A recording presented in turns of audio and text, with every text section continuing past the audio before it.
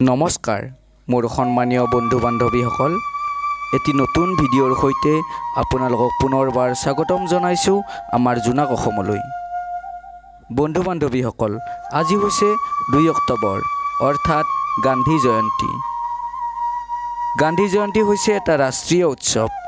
ৰাষ্ট্ৰীয় উৎসৱ মানে ৰাষ্ট্ৰৰ সকলো মানুহে পালন কৰা উৎসৱ।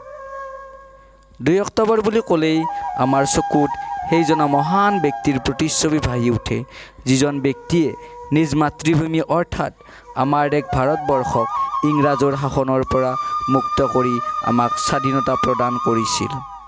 যিজন মহান ব্যক্তিৰ নাম আমাৰ হৃদয় স্পন্দনত তথা ইতিহাসৰ পাতত সোণালী আখৰেৰে কাহানিও মচিব নোৱাৰাকৈ অংকিত হৈ আছে। যিজন ব্যক্তি মৰিও আজি আমাৰ মাজত অমৰ, মহান তথা আদৰ্শ হৈ আছে। যিজন ব্যক্তিৰ নিস্বাৰ্থ বলিদান তথা অহিংসা নীতিয়ে আমাক স্বাধীন ভাৰতৰ স্বাধীন নাগৰিক হিচাপে পৰিচিত কৰালে। আৰু সেইজনা মহান ব্যক্তিয়ে হৈছে আমাৰ পৰম শ্ৰদ্ধাৰ তথা আদৰ্শৰ আমাৰ জাতিৰ পিতা মহাত্মা গান্ধী অৰ্থাৎ মোহনদাস কৰমচান্দ গান্ধী। গতিকে বন্ধু বান্ধৱীসকল, আৰু বিশেষ পলম নকৰি আগবাঢ়ো আমাৰ আজিৰ এই সম্পূৰ্ণ ভিডিঅ'টিলৈ। ধন্যবাদ।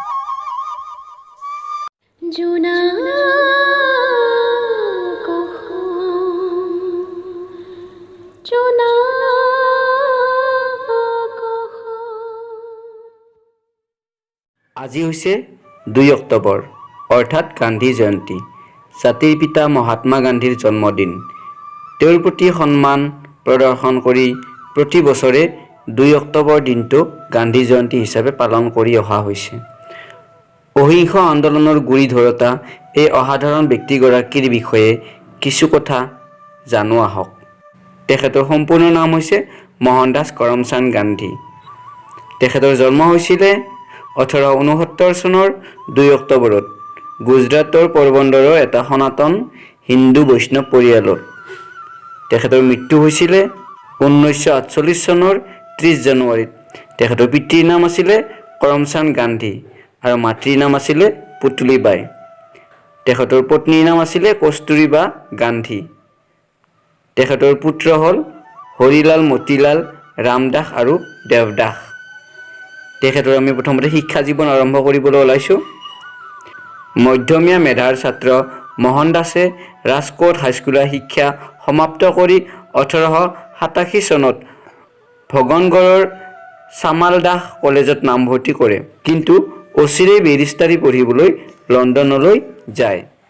1891 চনত বেৰিষ্টাৰী পাছ কৰি স্বদেশলৈ উভতি আহি তেওঁ 2 বছৰ মুম্বাইত ওকালতি কৰিছিল। তেখেতৰ কৰ্মজীৱন। ভাৰতৰ স্বাধীনতা আন্দোলনৰ গুৰি ধৰোঁতা এজন মুখ্য পথ প্ৰদৰ্শক নেতা আছিল। অহিংসা নীতিৰে পৰিচালিত সত্যাগ্ৰহ পথ প্ৰদৰ্শক গান্ধীৰ নেতৃত্বত পৰিচালিত হৈ ভাৰতে স্বাধীনতা লাভ কৰে।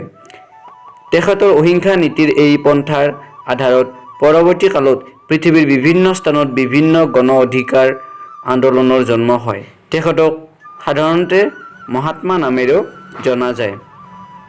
ভাৰতীয়সকলে তেখেতক জাতিৰ পিতা মৰ্যাদা দিয়ে আৰু সেয়ে বাপু বুলি সম্বোধন কৰে। তেখেতৰ জন্মদিন 2 অক্টোবৰৰ দিনটো ভাৰতত গান্ধী জয়ন্তী আৰু বিশ্বজুৰি আন্তৰ্জাতিক অহিংসা দিৱস হিচাপে পালন কৰা হয়। মহাত্মা গান্ধীৰ সংক্ষিপ্ত জীৱনপঞ্জী। 1893 চনত এটা ভাৰতীয় ব্যৱসায় প্ৰতিষ্ঠানৰ হৈ ওকালতি কৰাৰ বাবে দক্ষিণ আফ্ৰিকালৈ গৈছিল। 1907 চনত আফ্ৰিকাতেই তেওঁ সত্যাগ্ৰহ বা অন্যায়ৰ বিৰুদ্ধে অহিংস প্ৰতিৰোধ আৰু আইন অমান্য আন্দোলনৰ সূচনা কৰে। 1910 চনত দক্ষিণ আফ্ৰিকাৰ জহানেছবাৰ্গত টলষ্টয় ফাৰ্ম নামৰ এখন স্বনিৰ্ভৰ আশ্ৰয় গঢ়ি তোলে। 1914 চনত মহাত্মা গান্ধীৰ সত্যাগ্ৰহৰ ফলত দক্ষিণ আফ্ৰিকা চৰকাৰে এখন ভাৰত বিদ্ৰোহী আইন বাতিল কৰিবলৈ বাধ্য হয়।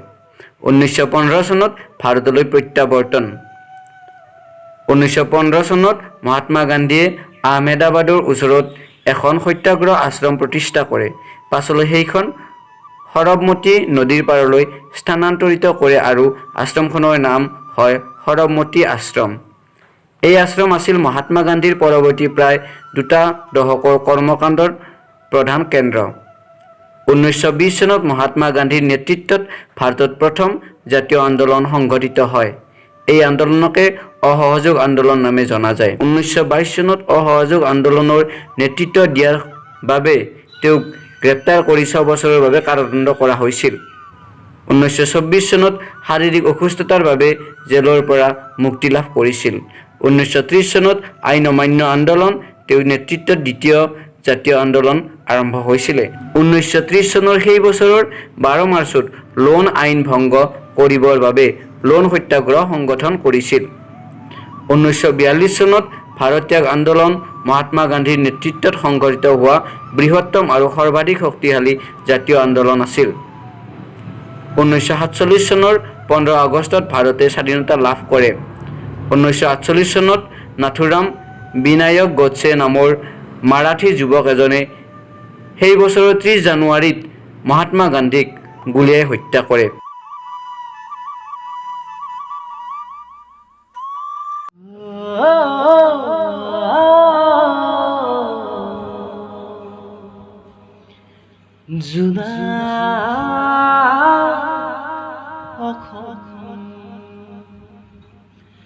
জোনা